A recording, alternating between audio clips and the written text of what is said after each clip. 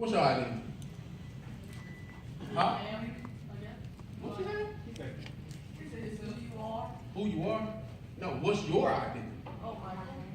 Mine? Your name? That's what you're saying? Who else said they know their identity? Rose. Rose? Okay. So, identity is your name? Yes. Oh, hold on. Time out. She got crunk with it. What is it? Oh, she gonna try to whisper after I can. How the way you hear yourself? Okay. All right. Who else got something to say about identity? You do right here. I'm gonna go with you because you're volunteer. Your name? Okay, so name. What'd you say? Your personality. Okay. A label that other people put on you. I like it. Your age and genetics. Okay. All right, so we've had tons of different things where we talk about what identity is. So, one of the factors that y'all didn't say, or maybe I should ask again, what influences what your identity is? What crowd? Crowd. What you do? Family. Media. Ooh, that's a big one. He said media. Huh? Fans? Friends. Family. How you act to fit the boy. I'm so glad he said. Look at it. He said. Okay. So we got. All right. So I'm gonna tell you a little bit about the book and why I wrote the book. So as I started, I grew up with the absence of my father. I didn't know who my biological father was. And as I grew up, it caused a lot of problems with me. See, I had to watch other people with their dad. And I had to watch people that enjoyed the privilege of having their father there. But for me, I had to go to bed every night, asking myself, why this man don't want me? Why he don't love me? And it confused me because I still had my grandfather there. So I knew what it's like to want somebody so bad that wasn't there, and you want them to be a part of your life. You want to hear, I love you. You want them to pat you on the back. You want them to teach you how to tie your shoe. All of these things that I wanted from this man, I couldn't get it because I didn't know who he was. And he wasn't present. But I had my grandfather. So I'm going to tell y'all the story real quick about my grandfather. Because when I first had my grandfather, I didn't really appreciate him. He was an awesome father to me, but it wasn't until I got a little bit into elementary before I really appreciated him. Because I loved him to death, but it was embarrassing because my grandfather used to dress like the Black John Wayne. Y'all might not know who that is, but he always had a little plaid shirt on, cowboy boots, and some jeans. You know, it wasn't cool. Like everybody else, their daddies had on their Nike stuff and everything, but my grandfather was old school. He was country. So he came in and he did things in a country way.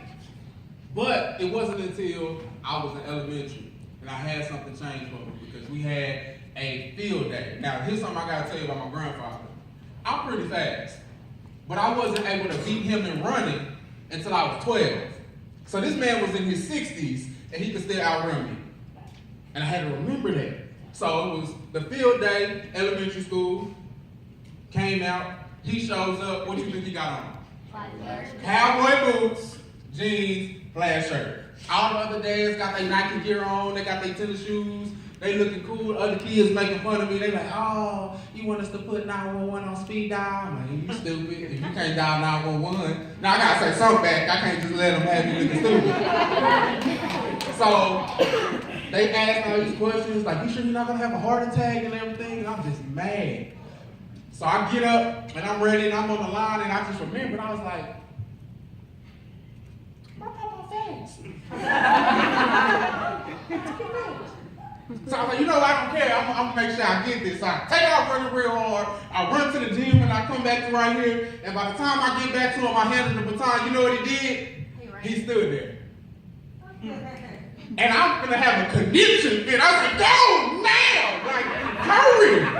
Because I want to win. They talking all this mess until 2 dads got back and then let them go. This old man got to kicking in the boots and ran, came back and won, picked me up for a victory lap, and I'm talking cash money. Because he used to be around, I'm like, who need a wheelchair now? No, that for your dad. He was like, he's having an asthma attack. So, it was at that point I realized what I had. And from that point, I really began to appreciate my grandfather. So I got to watch him in the community. I got to watch him help other kids. I got to watch him help other people, and that left an impact on me. Because I didn't understand why this man was giving so much time to other people he wasn't responsible for. So I said, okay, it stuck with me. So the older I got, I started watching. I'm not farting, by the way. This is this. You start laughing at me. You thought you was sick. She tried to laugh. I'm going to stay away from right there.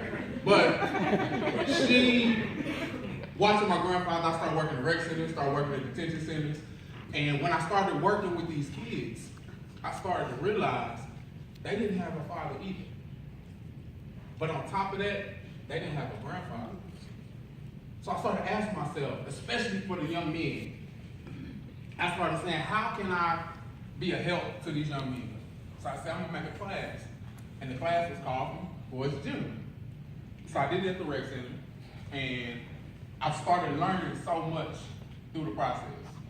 And one of the things that I started to realize about young men, and y'all correct me if I'm wrong, y'all have a lot to do with what we do. Correction? No, don't be lying. Don't be lying. Y'all have so much to do with what we do. But the interesting part about it, when I started looking at it, I was in college at the time, and I'm glad you said media, right? When we started talking about influences. I used to listen to rap, hip hop all the time. Anybody listen to rap, hip hop? I used to listen to it all the time. But I was listening to a song one day.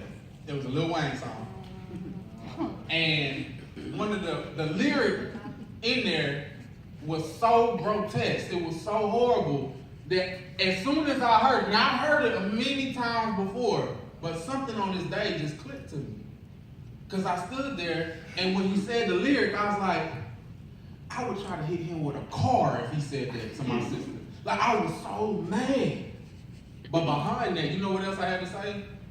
Okay, you mad, but why is it still in your car? Why are you still listening to it? And I wanted to see, how could I share this revelation that I received with someone else? So I came up with a little activity. And I'm talking to the young men and everything, and what I had them do was, I had them pick the top 3 favorite rap hip-hop songs. Y'all can follow through, y'all don't have to say nothing, but listen to it. I want y'all to do it yourself and see if y'all come out with the same outcome. Top 3 favorite rap hip-hop songs.